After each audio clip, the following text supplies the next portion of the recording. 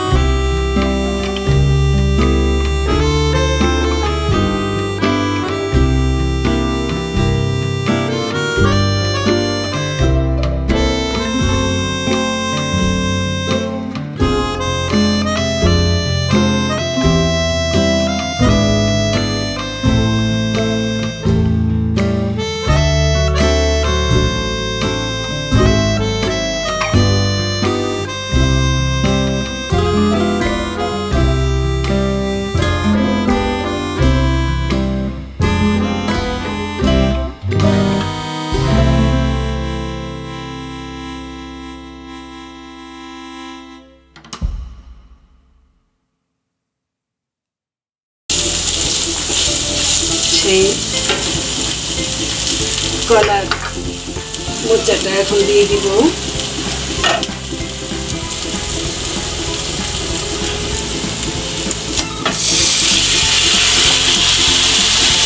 বন্ধুরা, এটা জলটা একটু বেশি পরিমাণ দেওয়া হয়েছে। এখন এটা সিদ্ধ করতে, সিদ্ধ হয়ে যখন জলটা কমে আসবে তখন আমি আপনাদের কাছে আবার ফিরে আসবো। বন্ধুরা, আমার কলার মোচার যে ঘন্টটা আছে সেটা জলটা শুকিয়ে এসেছে।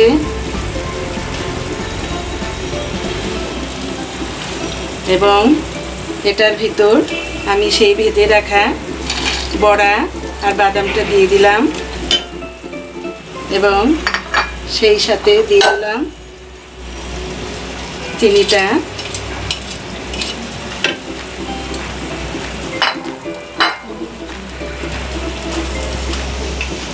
এবং কিছু কাঁচামরিচ,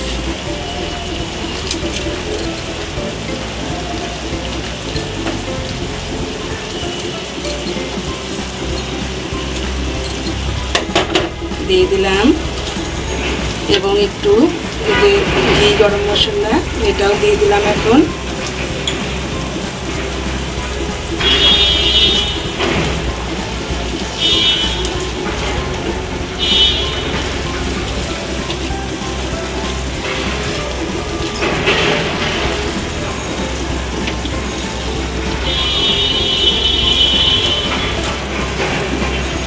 বন্ধুরা, এইভাবে একটু ঢেকে একদম চুলার লো আঁচে রেখে আমি এভাবে ঢাকনা দিয়ে ঢেকে 5-7 মিনিট এভাবে ঢেকে রেখে পরে একটা সার্ভিং ট্রেতে আমি ঢেলে নিব। বন্ধুরা, আমার এই কলার মোচার ঘন্টটা রেডি। আমি একটি সার্ভিং ট্রেতে ঢেলে নিয়েছি। এই কলার মোচার ঘন্টটা কিন্তু গরম ভাতের সাথে খেতে কিন্তু খুবই ভালো লাগে। তাই একবার হলেও এই রেসিপিটি আপনারা বাসায় ট্রাই করবেন এবং এই রেসিপিটি যদি আপনাদের সকলের কাছে ভালো লেগে থাকে তাহলে আমার চ্যানেলটি সাবস্ক্রাইব করবেন এবং আমার এই ছোট্ট চ্যানেলের জন্য ছোট্ট একটি অনুরোধ রইল, লাইক, কমেন্টস এবং শেয়ার করার। আজ এখানেই শেষ। পরবর্তীতে দেখা হবে নতুন কোনো রেসিপির সঙ্গে। ধন্যবাদ।